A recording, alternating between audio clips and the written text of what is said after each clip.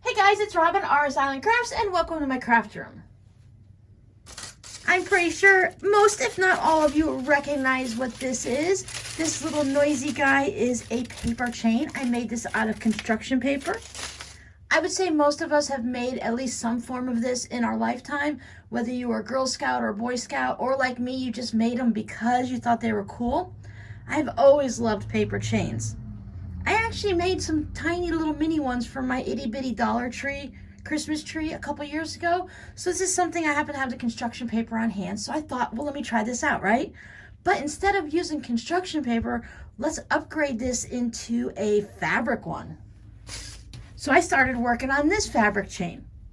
The thing is these paper ones are great and all, and they're good for a countdown. Let's say you're counting down to Christmas or a birthday or a family vacation, Halloween, whatever, right? The kids can rip off a chain every time they're getting to a certain point. Maybe they have to take some special antibiotics or medication, and they have to take it for 5 or 7 days. It's a good visual for the kids to see something and watch it get smaller as they rip the chains off. So that's great for just a one-time thing. You can occupy the kids and have them make it. But I want to have something on my walls. I want to decorate something that I can use year after year, and I want to have it, for this one I'm making is going to be Christmassy. I haven't settled on exactly the size that I want to make. I've been playing. This one I made 2 inches by 9 inches, so it's 2 inches wide.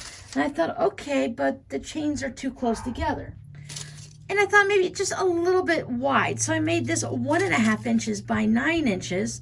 And I thought, okay, well, that's getting a little bit, but I'd still have one there. And again, I tried one. This is a 1 inch by 9 inches. So I decided for these that I was going to go ahead and make them 11 inches. And that allows me to see the fabric on the inside. I have a lot of the fabric showing. What I actually used with this one is a jelly roll. I think for me, this might be a little bit wide, but that's the thing. You're going to be making this for yourself and for your family or giving it as a gift. You can make it any width you want. I do highly suggest trying out the paper first so you can try different widths and lengths without cutting into your good fabric. This is a great project to use up some of your scraps. I had a partial jelly roll that I used for this, but as I said, I'm not 100% sure on the width yet. I'm going to go ahead and keep using this since the jelly roll was already cut out. And I have them all cut to 11 inches, then I'm going to continue with this because I do like it and I like how much of the fabric is showing. So I'm going to go ahead and keep doing this, but I want to have one, maybe I want to have one on my tree. Or if I want some to just kind of drape over, maybe have like an archway or something or an empty wall. I thought I'd like to have one that goes where my stockings are. I have a wall in my hallway, very hard to take pictures of, otherwise I'd show it to you, of where I hang my Christmas stockings. And I thought it would be nice to kind of drape a garland of fabric chains. I keep wanting to call them fabric paper chains, but they're not paper, they're fabric chains. Call them a garland, call them anything you want, just have some fun making them. So I thought I'd walk you through the process of doing this, and then you can play with it a little bit and decide what works for you. And also, this is a good project for using up what you have on hand. If you're a quilter, or maybe you make clothing or anything fabric related, you're going to have fabric on hand. You can use up scraps. Just because I have a jelly roll here and I have mine 2.5 by 11, I'm going to also make some in kind of a scrappy.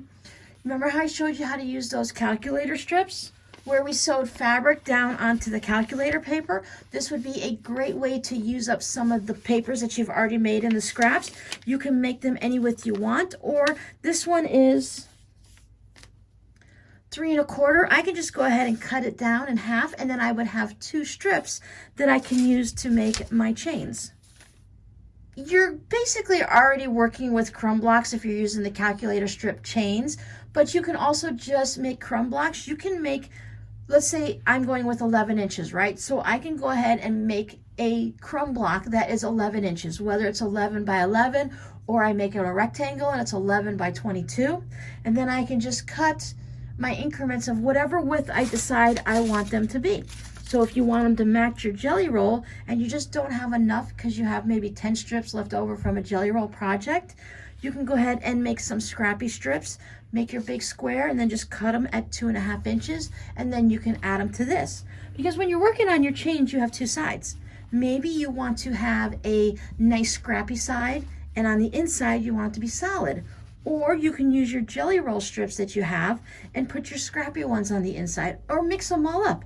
You can go fabric, scrappy, fabric, scrappy. It's whatever you want to do and however you want to make it, it's going to work for you.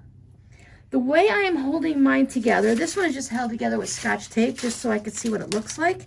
These I put together with Velcro. You could use those cam snaps or the snaps that you sew in, or you can even put buttons on it and put buttonholes. Again, whatever you happen to have at home. I was kind of being stingy and I didn't want to use up all of my cam snaps for different projects that I'm not sure exactly how it's going to look.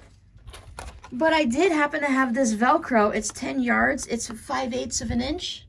It is sew on soft and flexible. You could try the ones that are just got the sticky back Velcro that just stick on there, but I'm not sure how well they're going to stay. If you're just going to make the chain and not open it repetitively, then that might work for you. I've never had good luck with the Velcro that just sticks to it. I don't know if it's iron-on or you just peel a sticker off and it sticks, but it always comes off for me. So I did go ahead and sew mine on. These are soft and flexible, so if you do have children working with it, the Velcro is nice and soft. I picked this up at Walmart, but I've seen it on Amazon and other websites. Any type of Velcro you have. And really, it's going to be on the inside. So you can always use up those remnants if you happen to have some black Velcro. I purchased several yards of black Velcro to work on a knee brace for my husband that had Velcro that held it on. So I have a whole bunch of black left over I could use. I'm just using this one because I could see where it was in my craft room and reach it right away. Now the way I've decided to do mine, I've tested out a few different ways. And as I said, I have my 2.5 inch strips. I first started thinking, okay, how sturdy do I want this to be? This one right here, both pieces of fabric have a lightweight fusible interfacing on it. This happens to be Pellon P44F. It's just because it's the stabilizer or the interfacing that's kind of interchangeable that I have on hand. But as I was looking around my craft room, because after I made it, I thought, okay, this one's not quite that stiff. Maybe if I want it a little sturdier and stiffer, what else do I have? I happened to look around and remembered I bought some more Pellon from Joann's one day, and this one is 931 TD. This is a mid-weight fusible. Since I already had this fused onto the lightweight fused onto all of them, I thought, well, you know what? I'm just going to go ahead and take a piece of the medium weight and fuse it onto both pieces of fabric. I did keep it a little bit to the inside so it's not exact. I wanted to make sure I didn't have a lot of that stabilizing interfacer sticking out of my seams here, because all I did with this one is used my pinking shears to make it zigzaggy. Now, if you have a rotary cutter one that you can put in your rotary blade, that is perfect. I know a lot of us quilters, well, a lot of you quilters have them. I haven't bought one yet, but if you were cutting out your fabric, as you cut it with that zigzaggy, or there's a wavy one, they have all different fancy blades. It'll go ahead and give this edge. Now, I'm not really worried. I don't even care if I pink and sheared it. I did that because I like that zigzaggy design to it.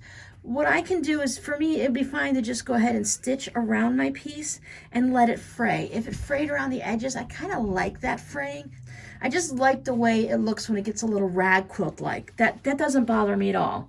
But I'm going to also show you another way if you want to avoid that altogether. So I took 2 strips and I kept it a little bit narrower. This is a 2-inch by 11-inch, so I just went ahead and cut it 1.5 by 10 or 10.5.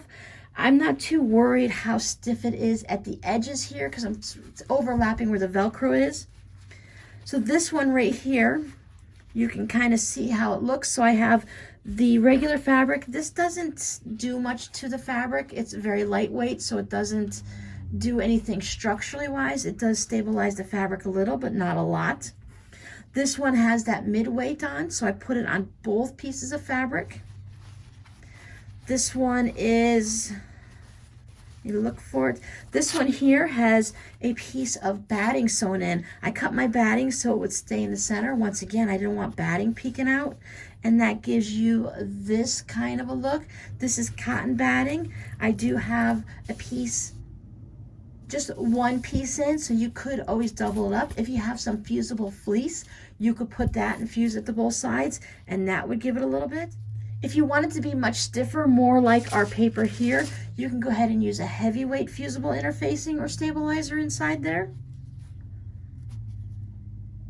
They also have that, they have a sew-in and a fusible kind of the foam that you could put in there and have some of that. I would say you would only need one piece. This is the foam I picked up a while ago. It is fusible on one side and not the other. I believe there is some too at Joann's that I saw that are fusible on both sides, and you can go ahead and fuse it to one.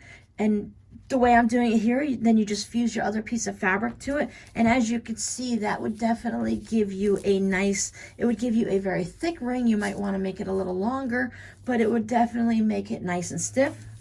So there's a variety of materials you can use. I was thinking it would also be fun if you made them out of flannel. So if you were making flannel jammies for your family, you can go ahead and cut some of the strips out and make them into rings.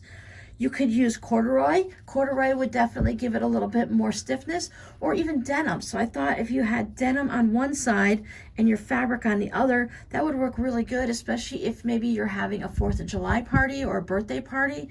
You can use the special holiday fabric on one side and the denim on the other. So that would make it nice and sturdy and stiff. So I thought with this one here, with these, I would just go ahead and try a few different things out and see what it's like. Now, if you don't like the raw edges or anything like that, I have something for you also.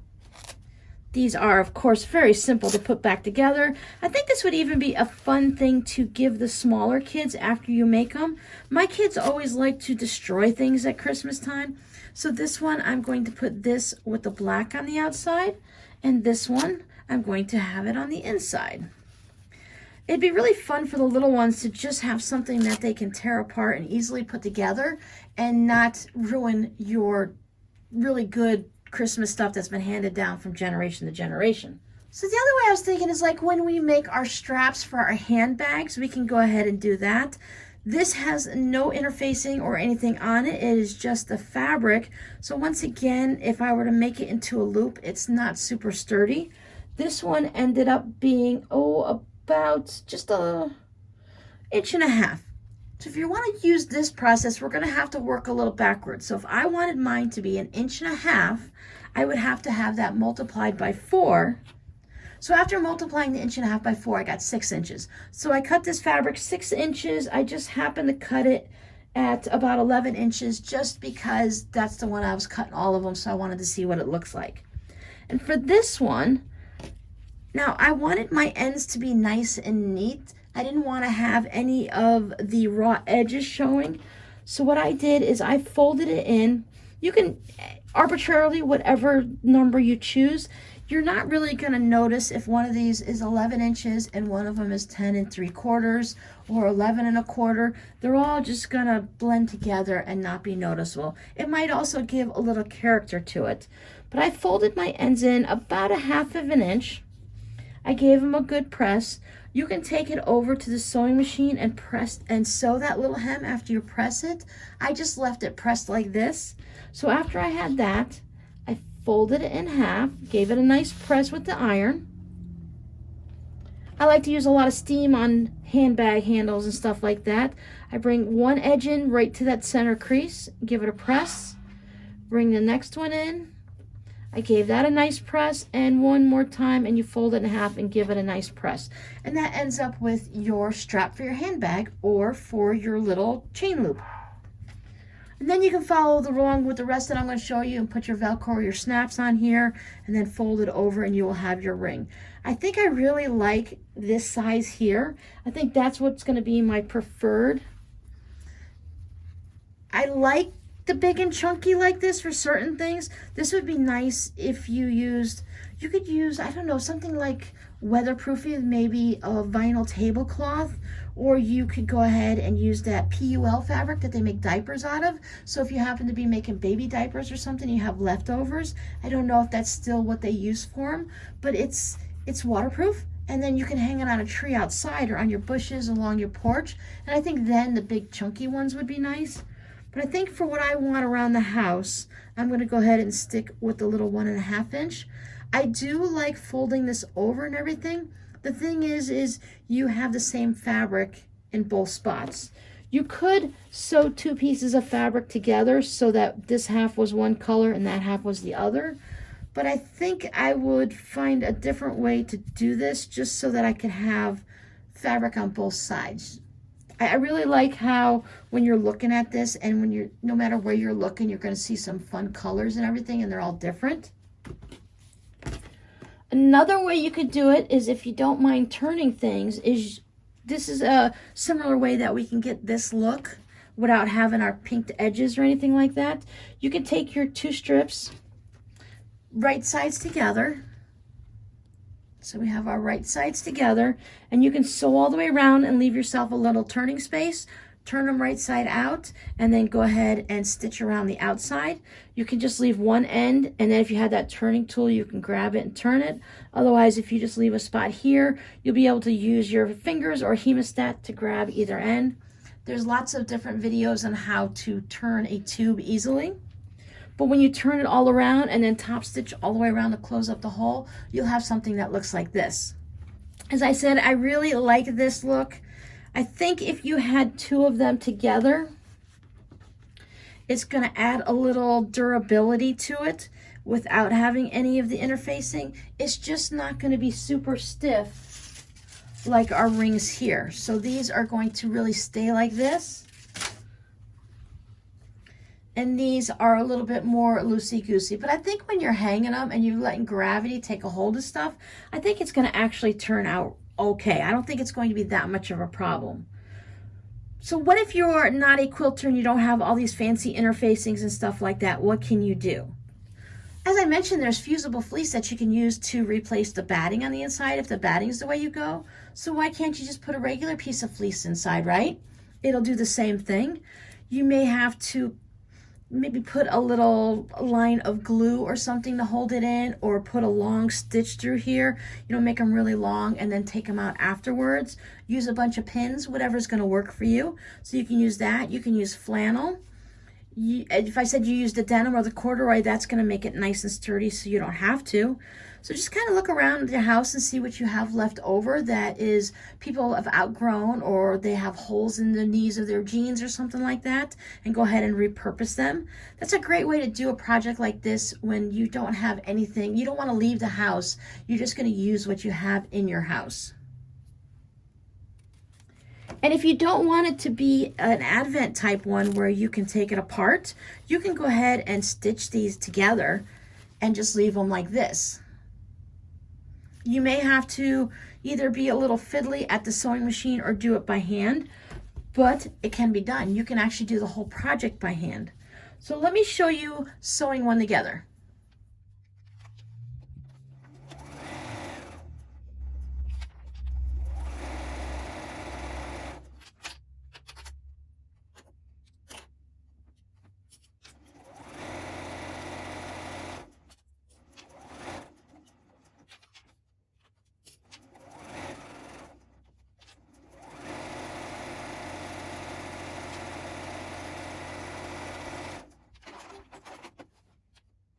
So this one has the piece that I just showed you putting together. I believe it was this one, that it has the medium weight interfacing in addition to the lightweight that was already on. I started off of the edge and I just stitched all the way around. And when I got back, I made sure that these 2 lines crossed so that it would go ahead and lock those stitches in, and then I back stitched. Then I'm just going to take my pinking shears and I'm going to trim them up. I used a 3/8 inch stitch allowance on my machine. Mine basically does easily a 1/4 inch and a 3/8 without me having to fuss around with the needle. I liked it so that I had plenty of room to use my pinking shears. And then I'm just gonna leave a little bit of space all the way around. I'm not going to worry about it being exact and perfect. If you use the pinking shears in your rotary cutter, then you're going to get it to the exact same size all the way around. Again, it's going to be hanging on the wall. People aren't going to hold it up and measure each one as is. If they're not a crafter or a sewer, they're not going to be looking at your stitches to see how it looks. I used a straight stitch with this one, but you could easily use some type of a fun stitch. I think my machine might have some type of a little tree. It also has hearts for Valentine's Day, which would be nice. So I could have sewn little trees all the way around here, so that would add to it. But again, I used a matching thread. I went with red that kind of blended with most of them. It does stick out a little bit on the green, but depending on which way I fold it, it's not going to be that noticeable. Doing red trees all the way around here would be a total waste of thread and time. Velcro and I don't always get along. I've had a few issues with it. This one being the soft Velcro, to where the loop part, you can hear it, but it's still kind of soft, and the edges of the tape here aren't all that pointy. In the past, I've used a zigzag stitch, because when I tried using just a straight stitch, I could see where it's kind of getting hung up on the loops, and it didn't work really well. It could have simply been the sewing machine I was using. So I decided to use the zigzag stitch to test these out. But the problem I encountered is I just didn't quite like the way the zigzags showed up on the fabric. See how you can see all those zigzags? So I thought, okay, well, let me try. I haven't used a straight stitch with this machine before and this Velcro. So I went ahead and I did a few of them with a straight stitch. And it just blends in so much better, and it's not as noticeable, especially since I wanted to use red so it didn't pop on the back. You can use a different color in the bobbin and the top of your machine, but then I was dealing with flip-flopping around. I just didn't want to be changing up threads and stuff like that, and I didn't want to worry about a tension issue. So if you got that tension thing mastered and you're good to go, you can use a white thread on your Velcro side and let the bottom match your fabric. But for me, I just went ahead and let it show up here. I just wanted to make sure, because when you close this up, you're not seeing the Velcro, you're just seeing what's on the outside. So I wanted to make sure that that part looked nice. So now the Velcro, as I said, mine is a 5/8 inch wide. The length I choose to put down is up to me, and it's going to be determined on the size of your strips that you're using. So mine, I used about a 1.5, 1.25 inch length. When it comes on a roll like this, it comes with the two of them separate. They're back to back. I just went ahead and flipped it around so they were together. Then I laid it down on my mat. You can use an old rotary cutter if you have one that cuts like paper and stuff. I just went ahead and used my scissors. I didn't need it to be exact on each and every one. I wasn't super worried about it. My main concern is that I have a semi-straight cut and that it's not at a big angle or anything like that, that it's going to detract from the look of it. Again, if it does have an issue, it's going to be inside and really it's not going to be seen. I'm going to go ahead and take you over and show you how I sewed these on at the machine. There's really not much fancy to it except just having a little patience and going slow and maybe test out a few. The first couple ones I did weren't all that pretty.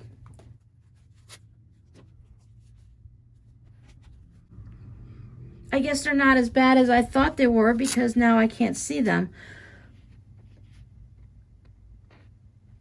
They just go around nicely. I didn't have the biggest of problem. I guess it was just more of the look on the back that I didn't like. But let's go over to the machine and check this out. When we're putting the Velcro on our strips, the biggest thing we need to do is just pay attention to where we're putting it. As you can see, there's Velcro on one side, but not the other. Velcro on one side, but not the other, so that when we turn it over into a loop, we can go ahead and put it together that way.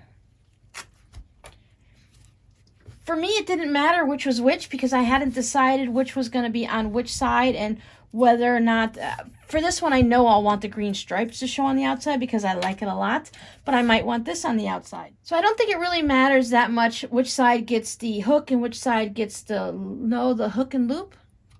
Anyway, which side gets the fuzzy part and which side gets the rough loopy part. You just want to make sure that your flat bottom is down like that. I just kind of estimated, and I want it to be, maybe I want it a little close to the edge. If you put it too far inside, you'll have this piece that wants to flip up and all, as you could see there. So this time I'm going to line up the edge right with my stitching line. You could put a little dab of glue, you could put a pin or a clip in it. This is a really small piece of Velcro. I am using a straight stitch now since I've decided that that's what I prefer for these. I'm sticking with a 2.0 stitch length because the Velcro is going to get used a lot, and I just want to, well, maybe not a lot for me, but if I were to give it to children or use it as an advent calendar, it is going to get used a lot, and I want to make sure that it's sewn on well so that if I give this as a gift, that they don't have to worry about the Velcro coming off. So now with this type of Velcro, it's so small and narrow, there's not a lot of the extra plain tape on the outside where the little rough hooky loops part there is. So I'm going to end up having to stitch right through those, and it's okay. It's going to handle it. Sometimes when you have a wider Velcro, it has little wider edges, but I'm just going to go about 1/8 of an inch in. You can go 1/4 inch in if it works for you. Just take it a little slow. I get to the corner, I'll pivot. Trim my threads before I come back around.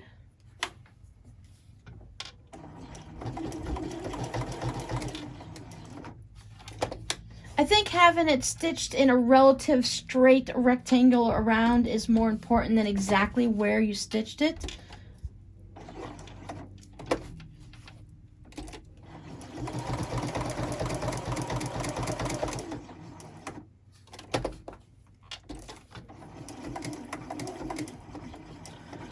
You have to just go a little bit slower.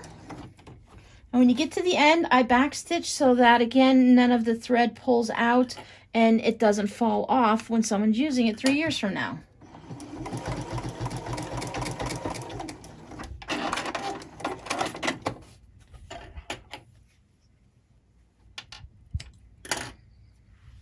Now I have this one here. You can test this out to make sure you're doing it the right way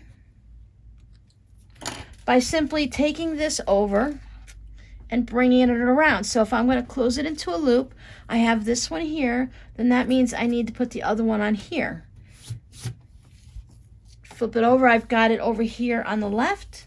That means I'll put it over here on the right. I never want to put it in the same area, and I never want to have it on the same side of my strip as the first one I put down.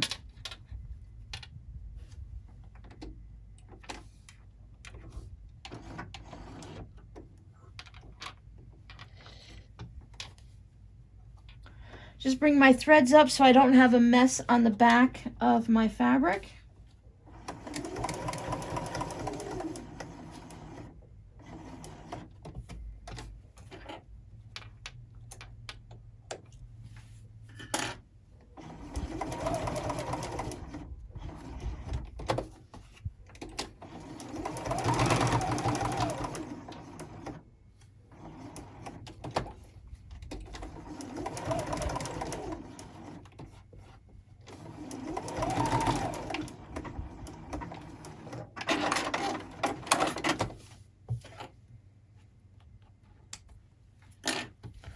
And I just make sure that it works and that it's not going to come off. I got it sewn on nicely.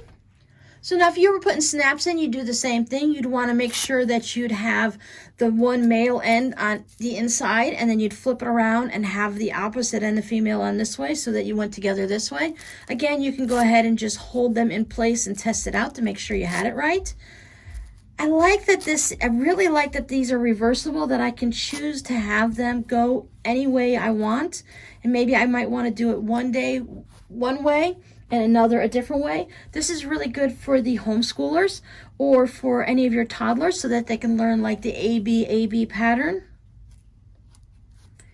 You can make them in just bright colors, and whether you have the same color on both sides or if you have white, you can go ahead and set up a different patterning sequence for them, and they can go ahead and use these strips to figure it out and put it together. I think having a red, green, and throw some white in or something would be really fun. You can make these as short or as long as you want. I just think it's a really good idea to have something that you can use year after year. Paper chains have always been so much fun, but you can't easily put them in a box without them getting all smushed and crinkled. But the fabric ones, you don't even have to store it like this, because if we make them with Velcro or snaps or buttons, they come undone. And then you can go ahead, you can match it up so that your Velcro sticks together so it doesn't stick to anything else in the box. And then you can store them all nice and flat.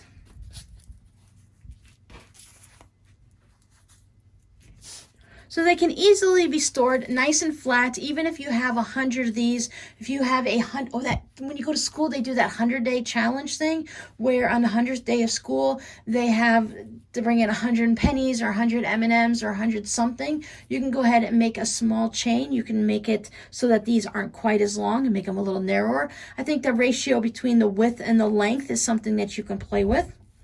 And they would also store nicely and go into a kid's backpack, put them in a little Ziploc baggie or container, and off they'd go. So if you've done this or have any fun ideas on different ways to make these, please leave it down in the comments. I'm sure everyone would appreciate hearing different things they can do. And maybe if you have the perfect ratio that looks amazing, you can go ahead and let everyone know your measurements. But I think just playing with it, as I said, play with the paper first and give it a try. And look, after you're done, the kids will have something to decorate in their room, right? You didn't waste any of the paper. They could still have something fun. And then you can have your nice fancy one. This would be really good in silver, like silver and gold, or you can match it with your tree and make it maybe in blue and silver. I think there's a lot of different options that you can do, and just test it out and see how it works for you. So thanks for hanging out with me, and I hope you enjoyed this semi-tutorial. I know I didn't give you exact measurements for anything because we all have a different vision for our trees, correct? But it's really easy to figure out what's going to work for you and to have fun with it. So I'll see you guys in the next video. Bye.